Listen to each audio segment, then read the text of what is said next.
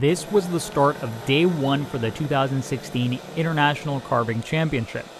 With log trades all set and done, the carvers rearranged to their positions and got to work. Roderick Brown, a first-time carver in the competition, was also the first one to start carving. It was coincidence. I got up there and I was just kind of checking things out, and then I heard the horn and I'm like, all right, I'm ready to go. So let's fire it up. Big thing was to get the fish done first, so I laid it out.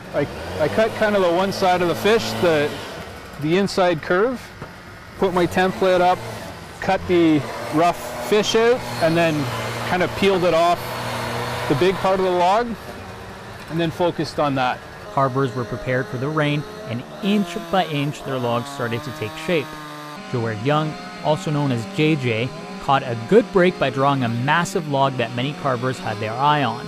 But it didn't take long for him to realize it was too much wood, and he ended up trading it. I had the very biggest piece out here, but I was more after the big gazebo than the big log actually, because beautiful liquid sunshine. And I think that Jordan was super happy that we could trade it, because for what he's planning to do, he needed more than what he actually had.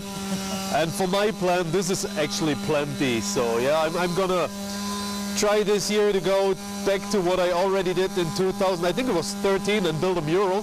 With several logs, it was evident to see what the carvers were trying to make.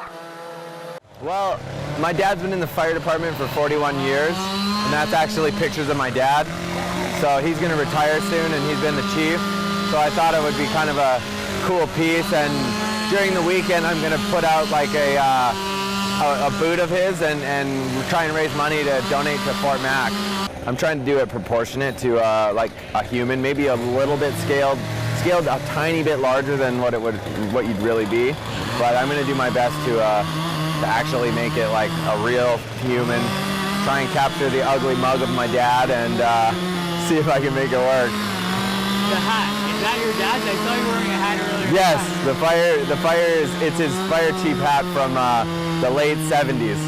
So he said just don't ruin it, and I just hope I don't. And then there were other logs, which looked more like mysteries that people were just dying to dig into. Jordan Anderson ended up with the massive log that JJ originally had, but it wasn't easy to visualize what he was doing. You have kept me in some good mystery, because I still can't tell what you're doing. That was the idea leading up to the competition. I had this kind of crazy different idea to do kind of a tree monster thing. Specifically, it's kind of like a Lord of the Rings, it's like the Treebeard guy. And so I left it kind of a mystery to all the other carvers, and I was like, it's okay, everything's going to be fine, you'll see what it's going to be. So yeah, it'll be kind of a little bit of a mystery to the general public, because getting down to those details in the end is going to really come out, right in the last couple of days. I ended up with the number one log. So the number one log was big enough for my piece, but then JJ needed a piece that was really clean. The number one piece was really clean, and he had the biggest log, and I would really like the biggest log, because it's just really impressive to have, that much wood to play with and stack this tree man so he's just some monstrosity, and it's going to be a lot of fun. It'll be about 15, 16 feet tall, somewhere in there when it's all finished, said and done.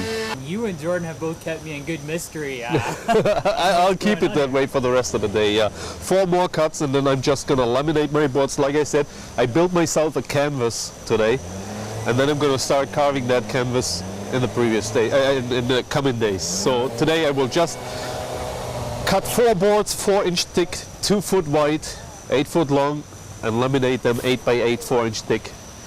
And by tomorrow I'll stand it up and start carving it, because I want the glue to cure all night because of the weather. It's better for the quality of the carving. So it'll hopefully end up being a 10.5 foot wide, 8 foot tall wall, fully carved with as well 3-dimensional little critters, like hopefully a beaver and an owl and a big moose standing in the lake. So we'll see. Last year, attendance was higher on day one, and that's because weather conditions were much better.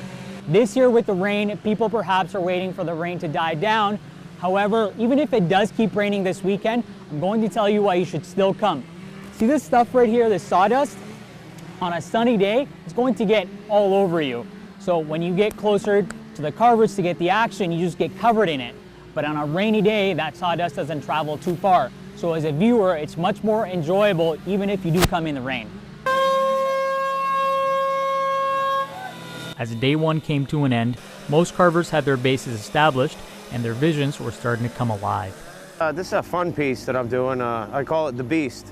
And I just wanted to do some kind of just wild creature, kind of making up as I go along. I got a little model that gave me the inspiration to do it, but yeah, I'm using that for a couple references, but I'm taking it and doing my own thing with it. So, with 10 hours of work into this competition, there are yet many stories left to tell and plenty of time for some drama to unfold. For Chet TV News, I'm Marlon Gomez.